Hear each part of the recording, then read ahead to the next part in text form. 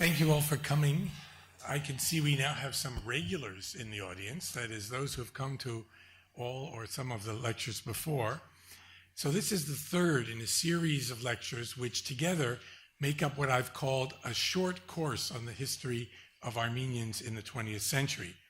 The first lecture, as you might remember, was largely about the Russians, Armenians in Russia, the Tsarist Empire, and the problem of three different images of Armenians, the clergy, the commercial, and the conspirators.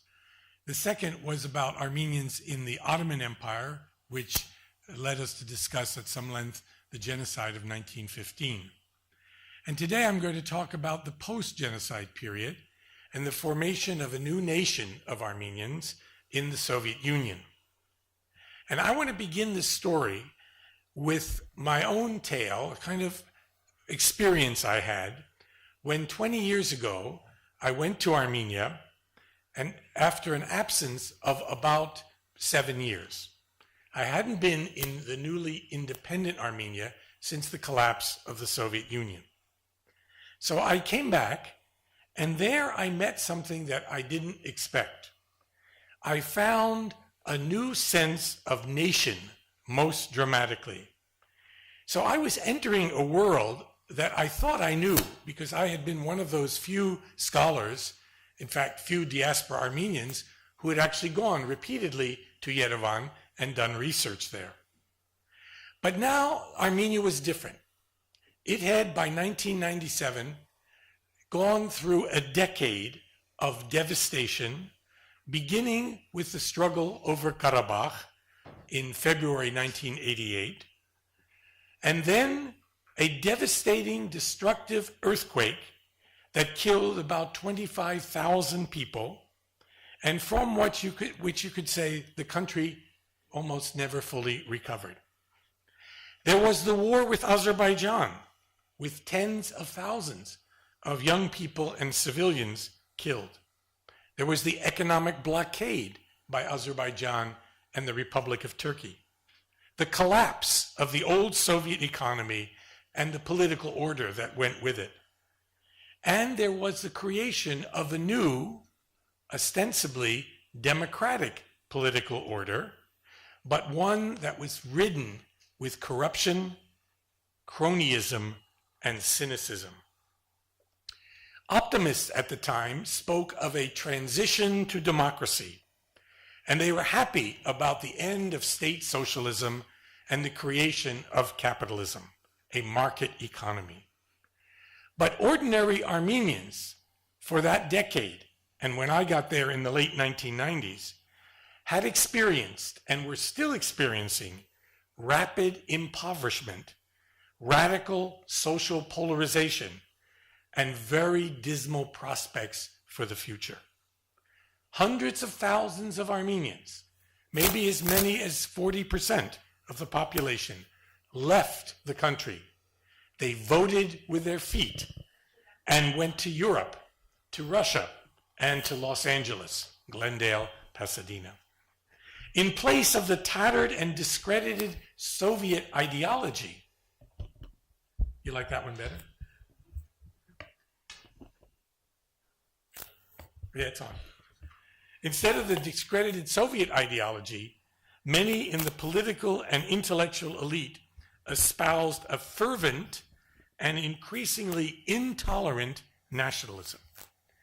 So I'd been invited to come to Yerevan to speak at a conference about the prospects for regional integration in the South Caucasus, whether or not Georgia, Azerbaijan, and Armenia could find some way to live together. Well, you might imagine, especially now, that this was a truly utopian topic at a moment of ethnic conflict among Armenians and Azerbaijanis, Georgians, Abkhazians, and Ossetians, and problems with Russia as well. So what I decided to do was talk about the long history of Armenia and the way in which Armenians, Georgians, Azerbaijanis, Persians, Turks, Russians, and others had managed during the long periods of empire to live together, never equally, never fully peacefully, but nevertheless they managed to coexist in a cosmopolitan imperial setting. But then, with the coming of modern nationalism, the Armenian state, first under the Soviets and later in independence, over time became more and more ethnically homogeneous. Now, Armenia was, by the way, the most homogeneous, the most single ethnicity state in the whole of the Soviet Union. Something like 90% of Soviet Armenia's population were Armenians, in fact. But now, each of these republics was becoming more and more homogeneous, more and more nationalist, and more antagonistic to the other republic, and war, in fact, was the answer. So where had this imperial multinationality or multinationalism gone? Why had this happened? And was it a good thing that it had happened? Those were the things that I began to discuss. Well, as I was talking about this, I didn't quite appreciate how hostile people in Yerevan had become to the idea of a more cosmopolitan, multi-ethnic setting. I mentioned, for instance, sometime in passing, that the city of Baku in the 19th century had been a multinational city in which Armenians, who made up a large part of the middle class, the bourgeoisie, had done quite well and had even played a significant role in the governance of the city. No problem there. And here's an example of this eclectic scene here of the way different peoples lived together in the 19th century Caucasus. These pictures are from Baku. But at one time I mentioned that Tbilisi, the capital of Georgia, Tiflis, had an Armenian majority. But at the same time, the city of Yerevan, now the capital of Armenia, had, at the turn of the 20th century, around 1900, been primarily a Muslim town and had been Muslim at several points in its history. So the emphasis of the talk was to question and even criticize the usefulness of ethno-nationalism in the current state of affairs, and to propose what we call a constructivist understanding of nationness in place of the usual primordialist convictions of the nationalists. I'll explain that in a while. Here's what I said, among other things. At this point, the positive effects of anti-imperialist nationalism have changed, metamorphosed. One is tempted to say metastasized into the negative effects of exclusivist, even expansionist ethno-territorial nationalism. At this point, I argued, something else is needed. A revival of the more cosmopolitan, pan-Caucasian tendencies of the past. I tried to mention that in our understanding of scholars in the West, nations are not things that existed objectively, unchanging throughout history. But rather, modern nations are made up of peoples who believe they all share the same ethnicity or civic rights, and believe that they should have, therefore, some political existence, right to rule themselves, and maybe a territory, the homeland of their own. Nations, I said, are congealed histories. They're made up of stories that people tell themselves about the past, and therefore determine who they are. Histories, in turn, are based on memories organized into narratives. Narrative is just a fancy word for stories. Whatever actually happened is far less important than how it is remembered. What's remembered, what has been forgotten or repressed on both sides, provides the shape, the template through which the world is understood. Nationalist violence or inter-ethnic cooperation and tolerance depend on what story, what narrative people tell about themselves and about their neighbors. What are the stories, tales of injustice or oppression or betrayal? If that's true, that the way we tell the stories about our past and who we are and who they are, then the tellers of the tales have enormous power, not absolute power, but great power to shape, reshape, edit, share their stories, and therefore, those storytellers, whether they be government leaders who call their opponents terrorists or foreigners within their own country, those leaders and journalists and historians and teachers, they are responsible for promoting a future either of one of living together peacefully or of violence. That's what I said. Well, unexpectedly to me, the reaction was explosive. Suddenly leaflets were distributed the next day to all the participants, pointedly challenging the assertion that Yerevan had ever had a Muslim majority. Newspapers and radio broadcasts attacked my speech. Hostile questions were directed to me at the conference, along with accusations that Suny is an agent of the oil companies, that he shared a secret agenda with the State Department or the CIA. I thought to myself, show me the money. No one has ever offered me anything like this. Years before, during Soviet times, in America, I had been accused of being too far left, a communist, a red sympathizer. In the Soviet Union, I had been criticized for being bourgeoisie falsificator, that is, a bourgeois falsifier of Soviet history. And now, I was an agent of the CIA, and I didn't know whether to be relieved or embarrassed. When it was time to leave the hall, an angry crowd surrounded me, and I had to be taken out by the police. They were yelling at me, Davajanes, you are a traitor, hyena. My first response was to shout back that no, Gitnaganem, Hayem, I'm a scholar, I'm an Armenian. High chest, they said, Gitnagan chest. You are not an Armenian. I thought to myself, if I'm not Armenian, how can I be a traitor then? Either I'm in or I'm out. But anyway, it wasn't so amusing at the time. And the personal attacks continued after that. And a year later, a book appeared in Yerevan in Armenian, bitterly denouncing Western scholarship in general and my own work in particular. Well, then I started to think, and I'm still thinking, what happened? Why this reaction? What was this confrontation about?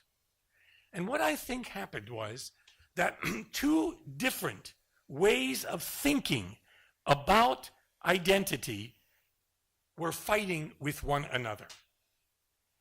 And that was what the clash was about. Identity is a funny term now, used by scholars in a way different from the way ordinary people use the word identity.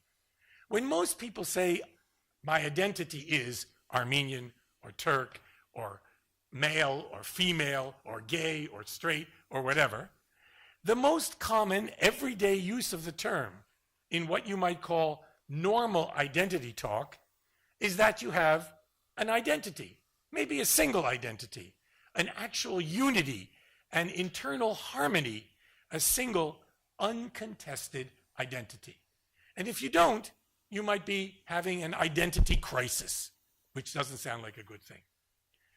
But scholars began about 30 years ago to talk about identity in a different way. They began to say people have many identities that are being made and remade all the time. So identity is a provisional, temporary stabilization of a sense of self. It's the way you conceive of yourself or your group. And by the way, it's a continuous search for some solidity, some permanence, some place in a constantly shifting world. But the identity never stops being created and recreated. There's no closure. It's never fully naturalized or made the single essence of your being. So therefore, identities are more provisional, or you might say they are multiple. You can be many things at once. They are fractured. They're broken. They're situational. They depend on where you are, when you are there. They're changing. They're strategic. Sometimes you adopt an identity for a certain purpose. It may be advantageous to you at a certain moment to act in a certain way and less to act in a different way. And these identities, which are so shifting, in fact, are determined by things like the situation you find yourself in, the historic, temporal, geographic context, the way you were educated, the way you were brought up, the situation you find yourself in, your socialization. Sometimes identities are forced on people. You are told by a government, you are Armenian, or you are a Turk, or you are American, or something else. And often other people might look at you and decide you are this or you are that. So you have some control over your identity, but some parts of your identity are imposed on you by others. They can also be determined by sexual preferences or emotional attachments. Your feelings that you're more close to these people than to others, and distant and alienated from still others. Now, in the Soviet Union, people had specific experiences about who they were and what their identity was. Let's imagine first a Swedish woman born in Sweden, and she's born of parents who speak Swedish, and they identify themselves as Swedish. She's educated in Sweden. She's a Swede, and she identifies as a Swede. Not difficult. She never thinks of herself as an American, for instance. But then she married an American, and she migrated to Ann Arbor, Michigan, and she raised children there, and she was educated in the United States. She might, over time, even forget her Swedish, and she might think of herself more and more as an American. She's given up, in some sense, her original ethnic identity. She might or might not. Maybe she still makes Swedish food or something like that. But because it's easy for a North European, light-skinned, white-skinned, blonde, blue-eyed Swede to pass into America easily, more easily, let's say, than African Americans who have been there for 300 years, she becomes an American, no problem. Her children never think about Sweden. Her identity has shifted. But this was much more difficult to shift your identity in the Soviet Union. Let's take another woman. She was born in Tbilisi during Soviet times. Her parents spoke Georgian. They identified themselves and her as Georgian and educated in Georgia. She would be more likely to identify as Georgian even after she marries a Russian, moves to Russia, and raises children there who speak only Russian. Her ethnic identity remained. Why did it remain? And why was it different from the Swedish woman who went to America? First of all, her identity was fixed on her internal passport. Gruzinka. She was Georgian. And that went with her everywhere. She had an ascribed, official, state identity that she could not change. Her children, because one parent was Georgian and one parent was Russian, could choose at 16 which nationality they would choose to be. Most of them would choose Russian because of certain advantages in Soviet society, and because their father was Russian, they usually took the Russian identity, the father's identity. So here you had the Soviet Union, a multinational state, but one in which ethnicity was not only ascribed, but it was believed to be primordial. Primordial simply means that it was your identity, it was your ethnicity forever back to your ancestors, and it's in your blood. That's just who you are. Indeed, Soviet identity, by the last 50 years of Soviet power, was biologically determined. It was provided by who your parents were. So in many ways, in the Soviet Union, there was far less choice about who you would be than there was if you moved to the United States, right? And different societies, different countries with different legal systems and tolerance for difference have different degrees of acceptance or putting up barricades to who can become a member of that nationality. Until recently, immigrant Turks and Kurds in Germany could not become easily German citizens. That just recently changed about 10 years ago. And so it's become a little earlier, but they remain identified as Turks and Kurds precisely because of the kinds of barriers and prejudices that Germans have toward darker people of the Middle East, right? Armenians in Beirut remain Armenian. They don't easily cross over into an Islamic society. They might marry occasionally Greek Christians or someone else. But you can see that different situations will determine the degree of possibility of crossing or accepting a different ethnic characteristic. Now, the same things that happen in identities with people, I would argue, also happen in national identities, or what makes up nations. So there are two views of nations. We've talked a lot about empires, but now we're talking about nations, communities with which people in modern times identify, feel a part of, right? Nations can, in one side, be conceived of as eternal, always with you, part of your blood. Look, we have certain kinds of noses, they have certain kinds of hair, they have different skin color, etc. And that would be what we call a primordialist or essentialist view of the nation. But on the other side, and most nationalists believe in that view of the nation, and most ordinary people usually believe that the nation is really part of your internal being, your biology, or a deep culture.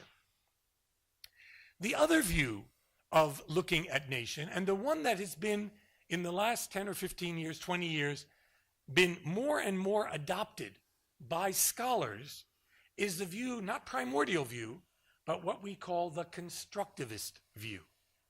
And that is that nations are made in modern times out of different ethnic groups, different religious groups, different linguistic groups, different tribes, different whatever, who somehow come together and begin to feel and think that they share certain commonalities, certain qualities, we can call it their culture, and because they have those shared qualities and culture, perhaps origins, values, I'm reading from behind me, historical experiences, language, territory, anything like that, though that culture gives them the right to determine themselves politically, perhaps control a homeland of their own, and even a state, and gain benefits precisely in that way.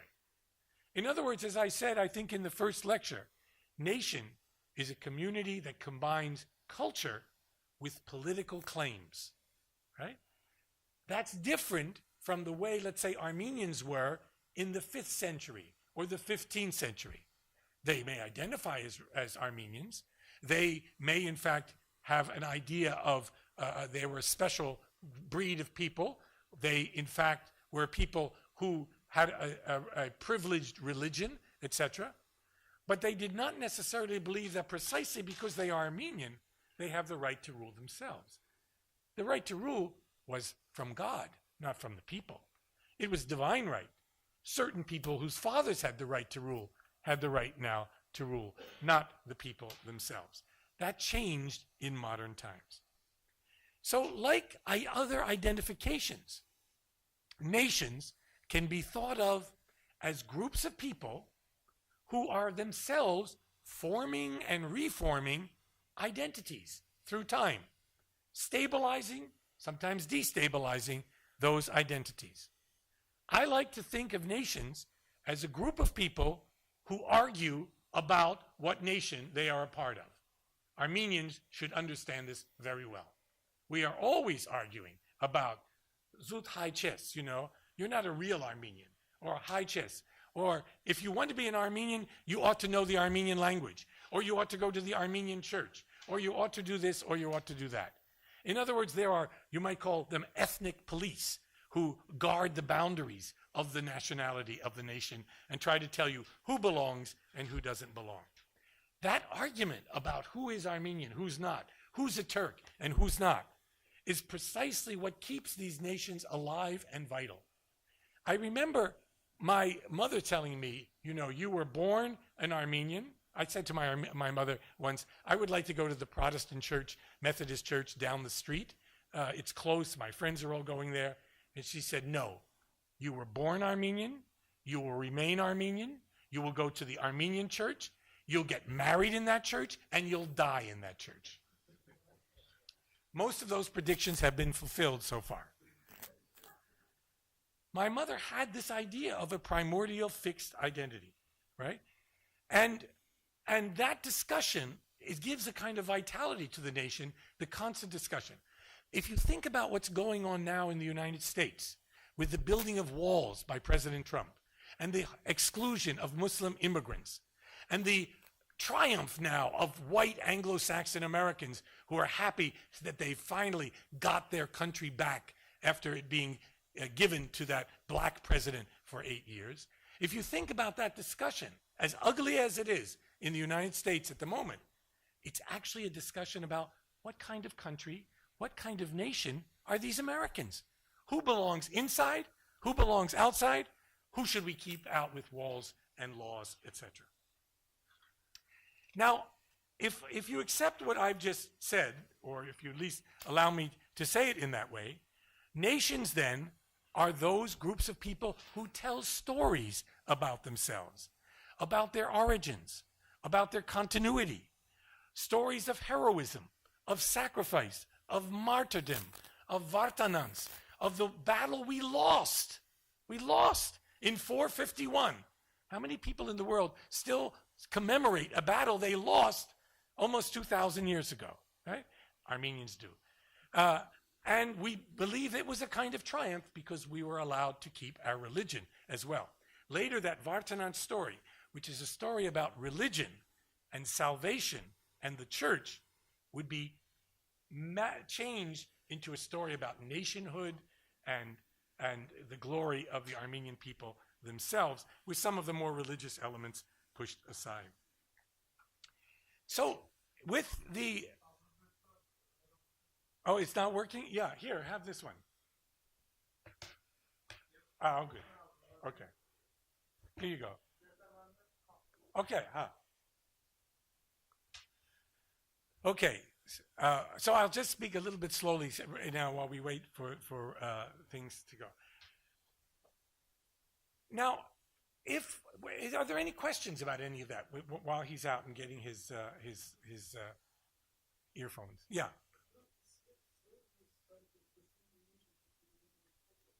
Right, but that was in the 14th century. They were 1,000 years behind us. They're 1,000 years behind. Maybe the Chinese or the Indians celebrate a battle, but I've never heard of it because their civilizations go way back. It's true. It's not unusual that nations do that, that they talk about their martyrdom. And the Poles, for instance, their whole idea of their nation is about a martyred nation, right? Martyred by Russians, by Germans, by others. Okay. Now, what about the Soviet Union? What can I tell you about the Soviet Union more generally? And then I'm going to give you a kind of short history of the Armenians in the Soviet Union. I would argue that there are two ways that the story of non-Russians or non-Russian nationalities within the Soviet Union have been told. The standard Western story the story that grew up after the Bolshevik Revolution, and particularly during the Cold War, was the idea that the Soviet Union was a prison house of nations.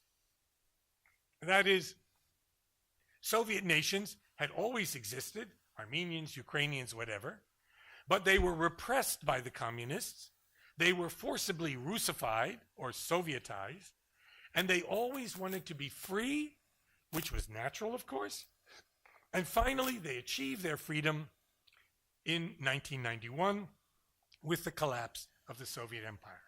That's a standard story. It's a story you'll find in newspapers and among many other accounts. Now the story, the constructivist story, is a little different. And that's the one that I have subscribed to and tried to promote. And that is the Soviet Union, yes, on many occasions was repressive and did try to Sovietize people, not particularly Russify them, but Sovietize them.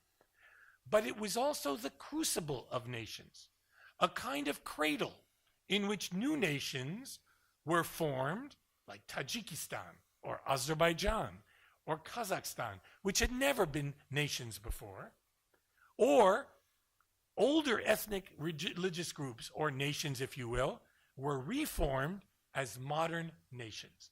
Armenia's story falls into that category. And they precisely were promoted and made stronger, more coherent as nations precisely because of the Soviet Empire's state policies. A policy which is called indigenization, or in Russian, korenizatsiya, sort of a word that means rooting, putting people in their place.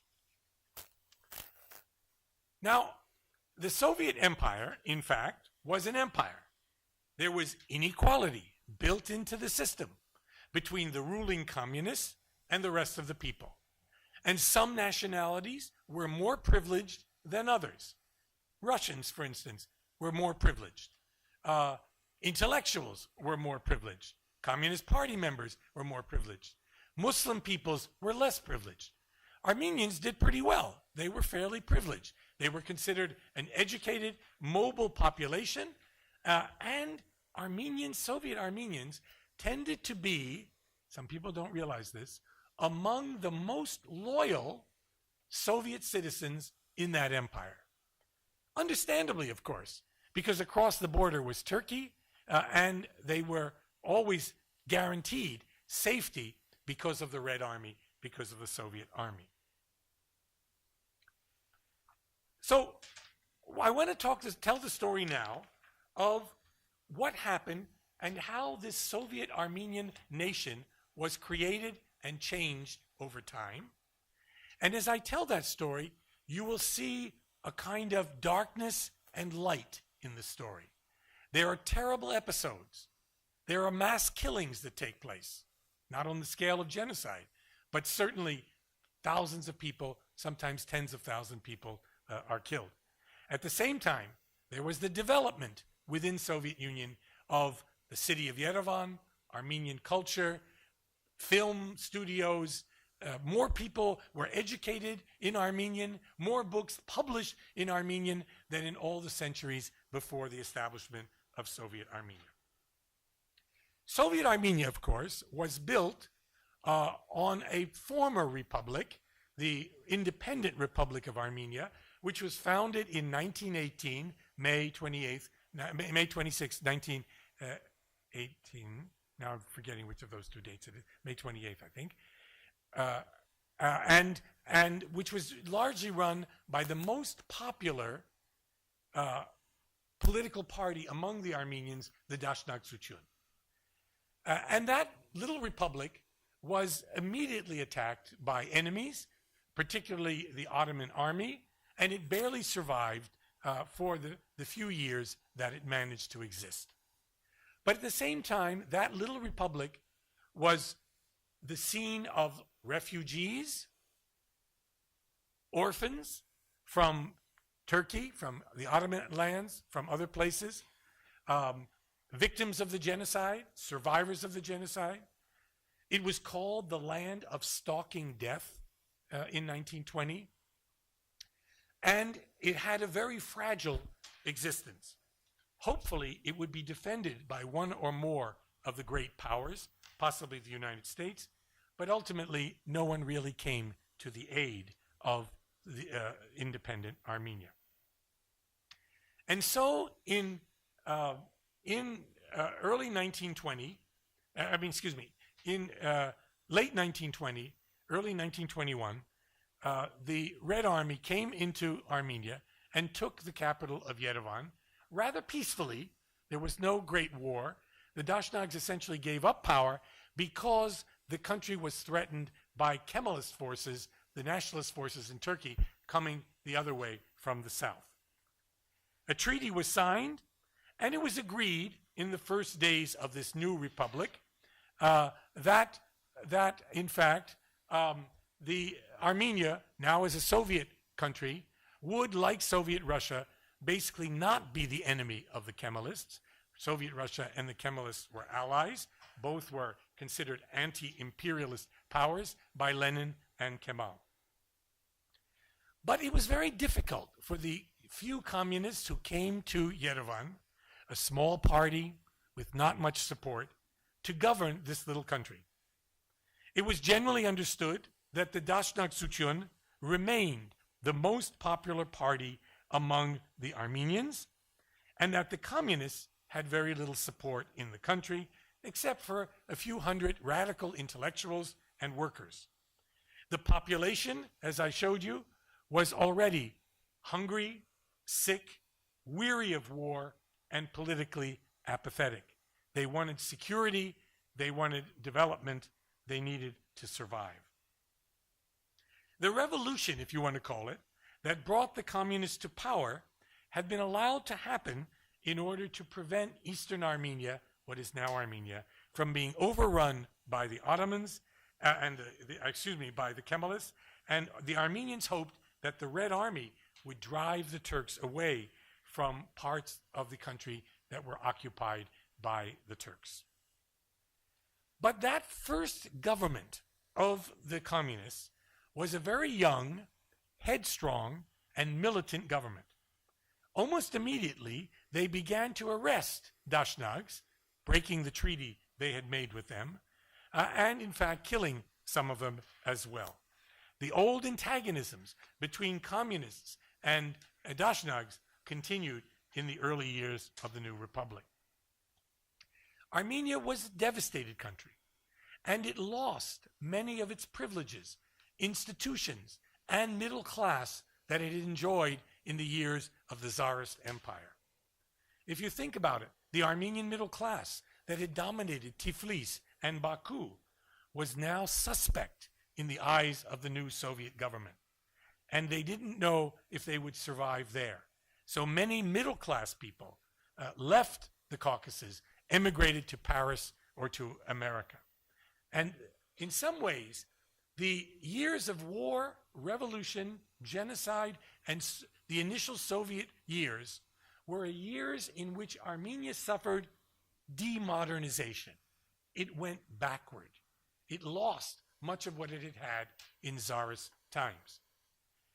Now, if in fact a country removes or loses its middle class, its entrepreneurs, its engineers, its managers, its intellectuals, through emigration or disease or death, the country is thus made impoverished intellectually and becomes less modern and less able to develop itself through the powers of society. For the Soviets, this might not have been so bad, because the Soviet idea of developing Armenia was top-down. It was the state that would govern, not a market-driven capitalism. If you think about Turkey, however, just across the border at that time, when the Kemalists came to power, they also faced a country that had been driven backward, demodernized, and they had lost many of their most talented middle-class, entrepreneurial, industrial, capitalist people. Armenians had been killed or fled. The Greeks would be expelled. So the Kemalists, too, began at a lower level of development. And in order to develop the country, they, too, had to depend on state intervention rather than the energies generated from society itself.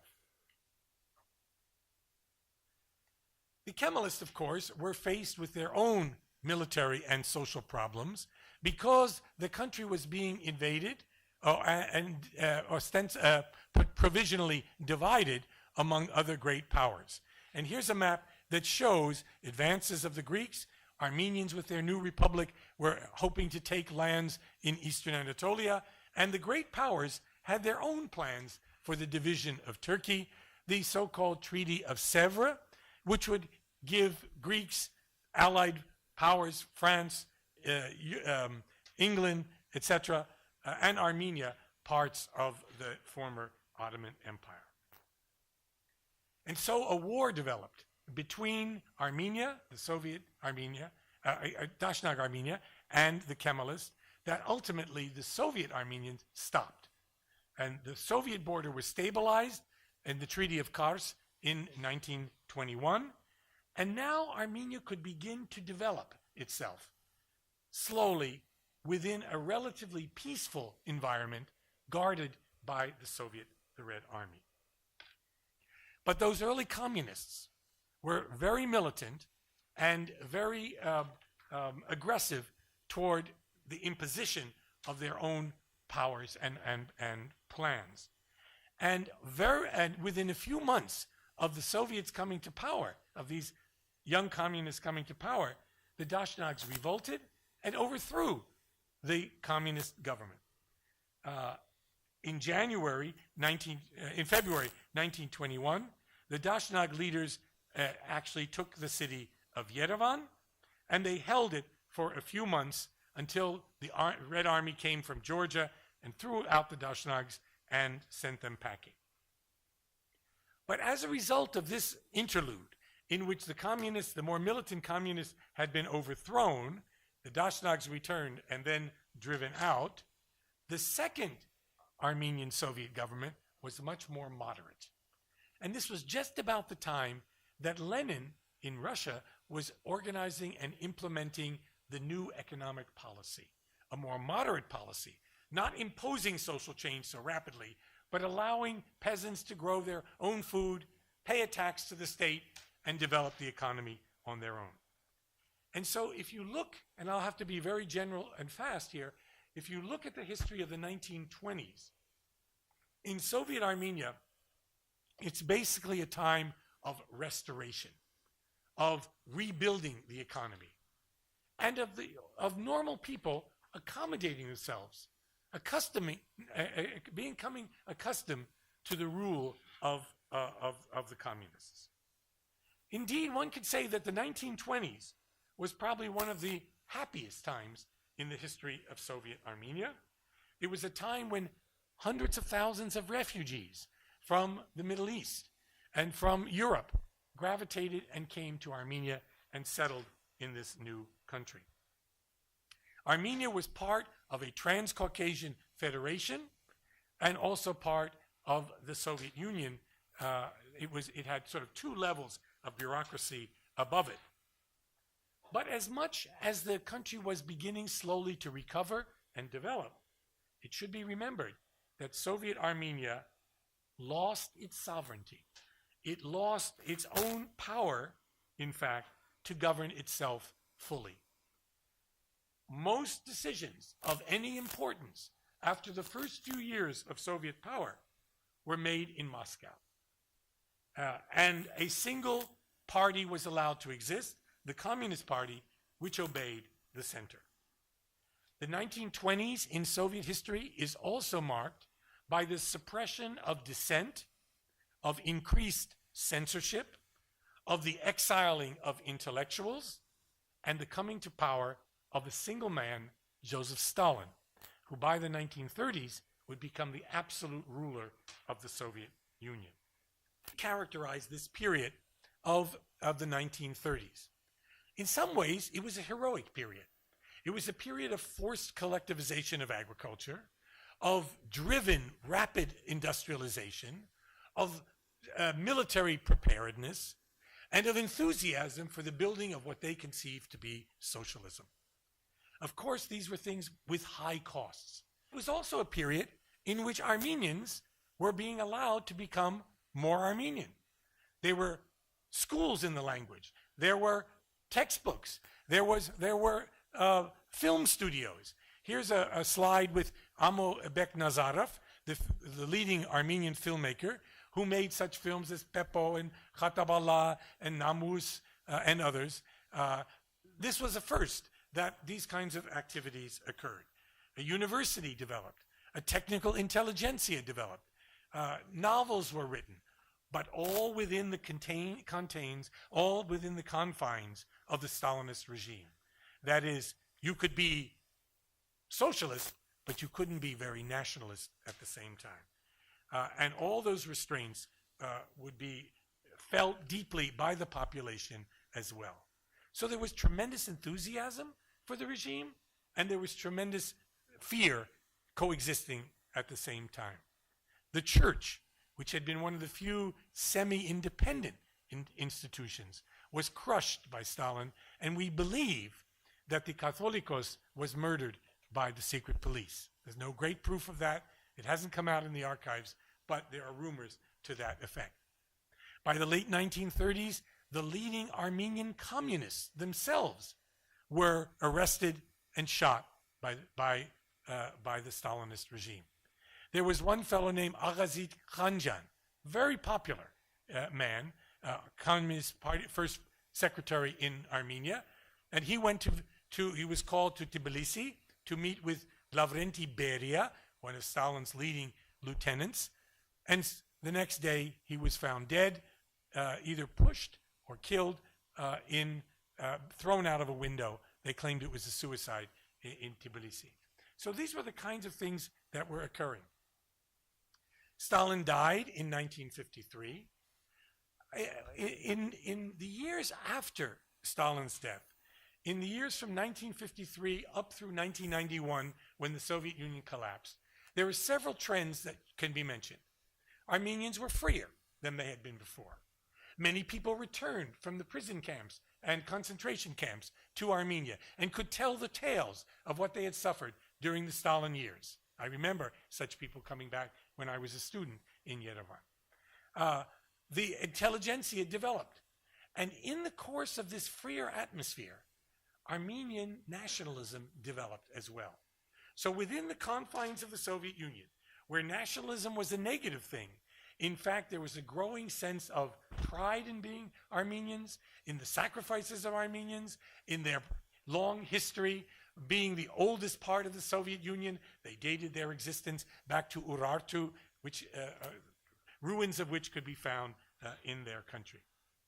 And then when Gorbachev came to power in the mid-1980s, 1985, 1986, and he began further to loosen up the control of Moscow over the regions, Armenians themselves demonstrated en masse. Hundreds of thousands, perhaps 1 million people, went out into the streets in order to get Karabakh, Nagorno-Karabakh, an Armenian enclave, which had been given in the early 1920s to the Republic of Azerbaijan. Karabakh was 75% Armenian, 25% Muslim. And the Karabakh Soviet, which was after all just a rubber stamp Soviet, it had no real power, suddenly, on its own initiative, in February 1988, decided it wanted to join Armenia and passed a ruling to join Armenia. And this began a conflict over the status of Karabakh, which eventually became a war between Azerbaijan and the Armenians of Karabakh, aided by Armenia, and eventually Karabakh became a kind of semi-independent republic within the confines of Azerbaijan. This nationalism, this war that erupted in those years, was the legacy that was left by Soviet Armenia to post-Soviet Armenia, to independent Armenia. And so when I arrived in the late 1990s back in Yerevan, unaware, not suspecting how virulent this nationalism had grown. So virulent, in fact, that any expression of criticism of Armenian history, of the way they were telling their story, of the government, which was notoriously corrupt. All of those things would be considered anathema, something not to be done, especially in front of foreigners. So the story of Soviet Armenia that I've tried to tell you is a story, it's a complex story. It's one of the formation, it's a story of the formation of a new kind of Armenian national identity. But the socialist part, the Soviet part, rapidly disintegrated, rapidly dissipated, disappeared. But the national part, the cohesion of Armenians, developed and is maintained today.